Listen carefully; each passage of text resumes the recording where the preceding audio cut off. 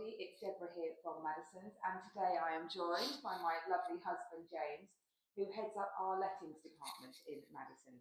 And we're really excited because we have got a seminar coming on the 7th of May in the evening at Kingdom. All the details on the bottom of the screen that you're seeing now. And that is all because Renters' Rights Act is coming. It's something you might have heard a little bit about, you might not have paid too much notice. It is huge in the world of the private rental sector, and it comes into effect with the first set of changes from the 1st of May. So our seminar is designed to help those landlords who self-manage their properties get ready for the Act. So I'm joined by James today, and I've got some quick fire questions that I'm going to ask him so you can get a bit more of a sense about what is changing, and hopefully see if the seminar is something that you would like to attend. It is free of charge. So we do hope that we'd see you there. So, James, thank you for joining me. You're very welcome. I've had to write my questions down, so I'm a woman of a certain age now. I've mentioned about the seminar that we're holding, all because of Renters' Rights Act. So in simple terms, what actually changes for landlords from the 1st of May? Well, there are a raft of changes. I suppose the two that are changing are fixed term tenancies are coming to an end. So that is where we have what's called an assured short hold tenancy that typically is for 12 months. Those are going to become a thing of the past, and every tenancy is now going to become what's called periodic, which means it'll just simply roll from month to month to month. The other thing that has grabbed the headlines that is changing is the ending of what's called Section 21. And that is where landlords have had a sort of safety valve for ending the tenancies. So those are the two largest changes that are coming about, as well as a raft of others. So why is the ending of the Section 21 notices causing so much anxiety across the private rental sector? I think essentially because it has been used as a bit of a safety valve for landlords. I think the important thing to stress is that landlords are still able to regain possession of their properties. They just need to be more evidence-led about it. And indeed, actually, the grounds for possession of a property have probably increased under the Renters' Rights Act. So if you have tenants who are late in paying their rent or have antisocial behaviours, there are a raft of grounds under what's called Section 8 that landlords can still regain their property. It's just essentially they need to be more evidence-led on this. They need to continue communicating with their landlords, with their tenants, I beg your pardon. I mean, in essence, good landlords with good systems are not going to be affected by the Renters' Rights Act. And that's what we'll be communicating to everybody on the 7th of May at the seminar. Brilliant, okay. And we also mentioned about the end of fixed term tenancy. So what does that really mean in day-to-day practice with these new periodic tenancies? What will they look like for tenants and landlords?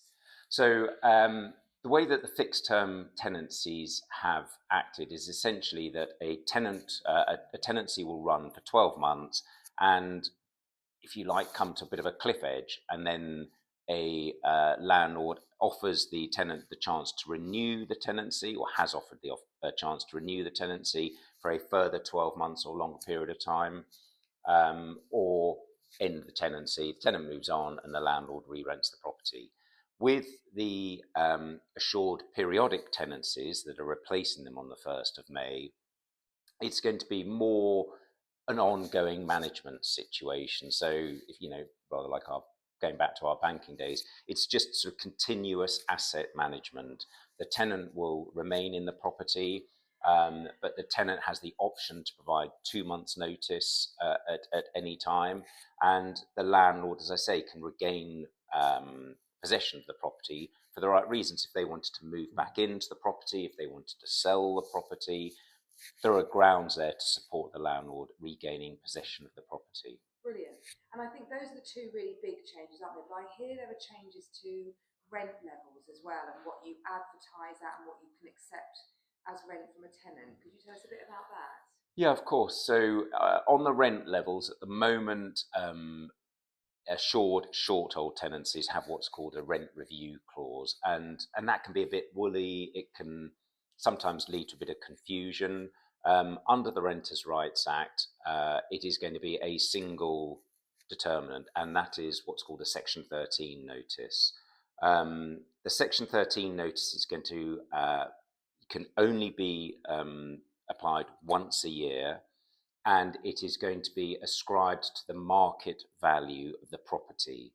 So again, I think from a tenant's perspective, and indeed from a landlord's perspective, it's very much more data driven. You're looking at the market. So a landlord who looks after their property, keeps up with the maintenance, has a well presented, well looked after property, will be able to rent that property at the market rent. And once a year, they can issue a Section 13 notice. If the market rent has gone up, then the landlord will be able to increase their rent. If the market rent hasn't gone up, the rent stays the same. So it's a fair system for both parties. And I say it's very much more from the landlord's perspective. It's providing the predictability. You look after your property, you look after your tenant, you're looking after the property value at the end of the day. Yeah. So what do you think the biggest mistakes is that landlords might make in the first sort of 6 to 12 months after the 1st of May? What are the big pitfalls? I think reliance or considering not forgetting the new rules that have come into place, and so therefore harking back to old habits, not keeping good records, um, not issuing your notices correctly. And I think that the purpose of having the seminar so early in May as we are is the very first thing that you have to do is issue this written statement. So there's going to be there's an awful lot more compliance now under the under the Renters' Rights Act. So you've got to keep on top of compliance and not hark back to those old habits. I think they may be the pitfalls, but there will be small steps, and the purpose of the seminar is to highlight these small steps that you have to take in order that it doesn't cause you, a load of stress afterwards. What are the implications of getting it wrong? The implications are fines. There are civil fines, several up to £7,000 that can be issued. It's for a variety of reasons. It's so important to keep on top of your compliance, your paperwork, and be very, very well organised. It's nothing to be scared of. As I say, if if you're a good landlord, you will be well prepared for this. So it shouldn't come as a great shock. It's nothing to be scared of. So tell us a bit more about the seminar. Who's going to be there? So the seminar is on Thursday, the 7th of May at Kingdom in Penshurst. We're delighted to be co-hosting with Berry and Lambert Solicitors, also being joined by TN Accountancy. That's because there are other changes for the landlords that are going on at the moment, making tax digital and so on. So we're going to have Berry and Lamberts and TN Accountancy joining us.